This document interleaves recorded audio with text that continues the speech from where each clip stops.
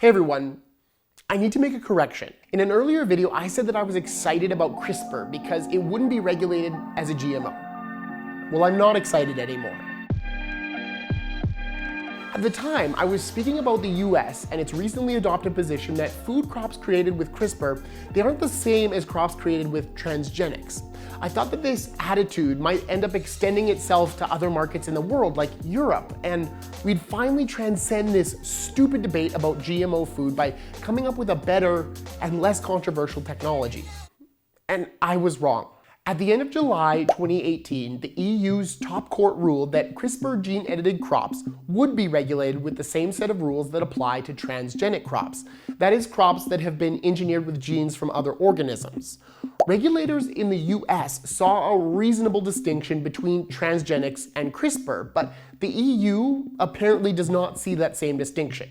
Okay, so that just sounds like a cut and dried difference of opinions, right? The US is not the EU and vice versa. The trouble is, this isn't just a matter of different strokes. The EU has serious flaws in the logic that led them to this decision. I needed help understanding this complex issue, so I interviewed Dr. David Zaruk, who is a well-known advocate of GMO technology who blogs as The Riskmonger. He's based in Brussels, so we had a chat over Skype to help me figure out what exactly happened over there. Well, it's more a question of what didn't happen. And what didn't happen is that somebody in the European Commission found courage. They had been discussing and talking about the need for a definition and the need for clarity on what plant breeding techniques could or could not be accepted. Normally, when defining how to regulate a new technology like this, the European Commission would have a process where they'd gather information, consult all the stakeholders, and then take this information to a committee that would set the definitions. This way, researchers and companies monetizing this new technology and the government would all have some clarity and say on what they'd be able to do and how they'd be able to do it.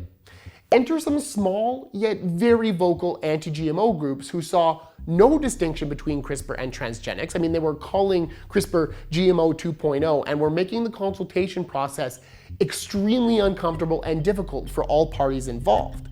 As a result of their opposition, the European Commission folded under the pressure. They didn't end up following through with the definition of what CRISPR is and how it's distinct from transgenics. So a quick refresher here. As I showed in this previous video about CRISPR, the technology is different from transgenics because it's not about adding genes from one organism to another. In anti-GMO terms, there is no fish-tomato crosses happening in CRISPR. The power of CRISPR comes from the fact that it is an insanely accurate tool and is more about editing the genes that exist within the plant already.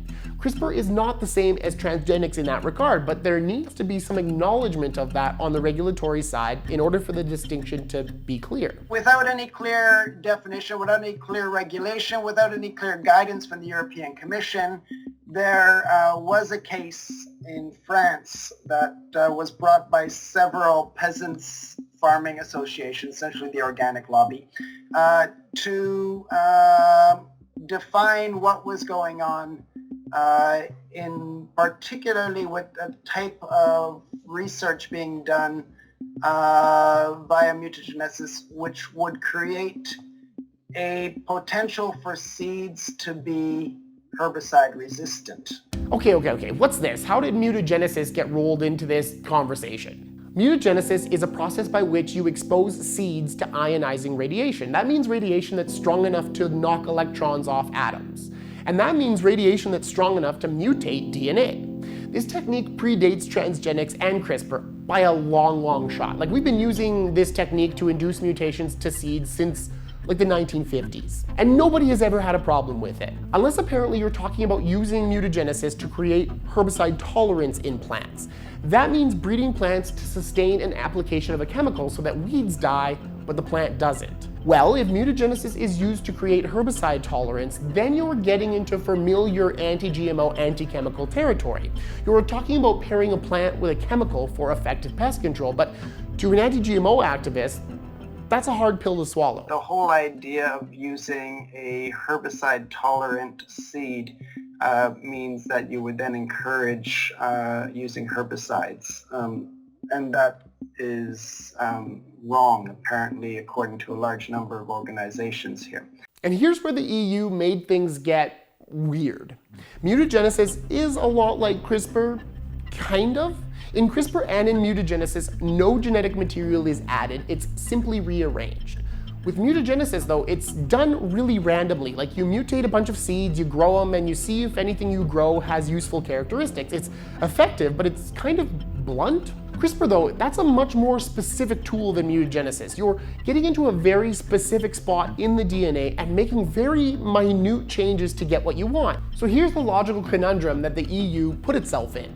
If you say that mutagenesis should be regulated like a transgenic crop simply because you can use it to create herbicide-tolerant crops, then it follows that you'd have to regulate CRISPR the same way because it's a similar technique. Because of fears surrounding herbicides and, by extension, herbicide-resistant crops, it all gets rolled into one big confusing ball of regulatory stupidness. There's a contradiction because most food in some way, that Europeans are eating over the last 70 years had been bred in many cases via mutagenesis.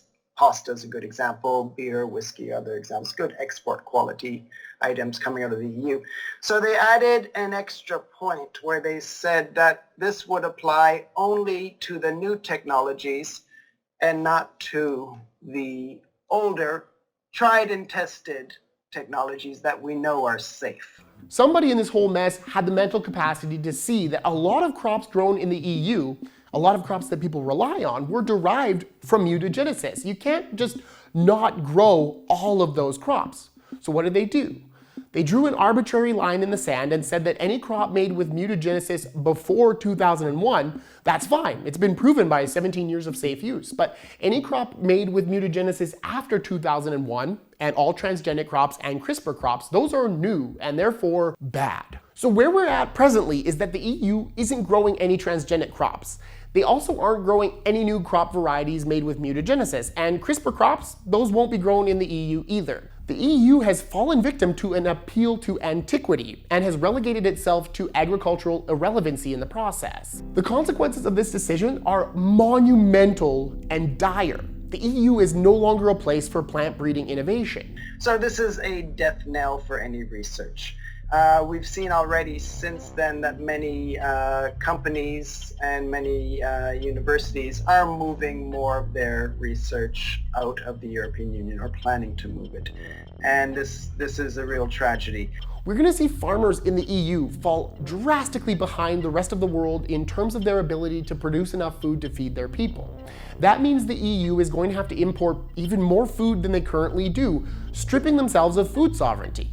They already have to import GMO crops to feed their animals, look that up, and they'll probably end up importing crops made with CRISPR and mutagenesis now too, because the gap in their ability to produce food is going to widen significantly now. One of the things that's a real tragedy too is that there is a lot of very important research being done, particularly in African countries, dealing with local issues. We're not talking about large seed companies known as big seed or large chemical companies here. We're talking about researchers working perhaps with the Bill and Melinda Gates Foundation.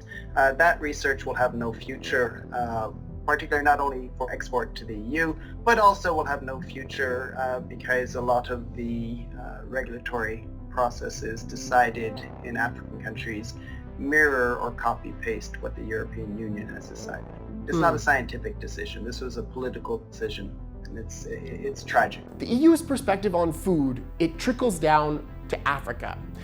And many of us who were hoping that CRISPR crops would offer African farmers access to the latest and greatest in seed technology are now really worried that Africa will feel pressure to adopt the same fear-based mentality towards CRISPR as the EU, essentially hindering their development. Like in Uganda, I visited a market and farmers at the market were asking me directly when they'd have access to the same plant breeding technology that we have access to in North America. She's asking, we're trying to get a solution here. We're trying to tell people who don't know about it so that we can do something about it.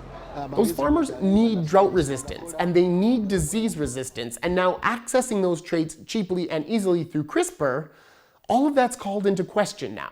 So to all the farmers out there growing food in the EU, I'm sorry for you. Your job just got a lot more confusing and a lot more difficult. For farmers in Africa, I'm sorry for you too. You're not likely to get access to the tools you desire anytime soon. You can thank the EU for that. And to all the consumers out there who lobby against GE and CRISPR and just agricultural progress in general, enjoy ultimately paying more for your food and sleep well knowing that you made it a heck of a lot harder for farmers in places like Africa to make a living and feed their families. Like, nicely done. Thanks for watching. Now I'm pissed off.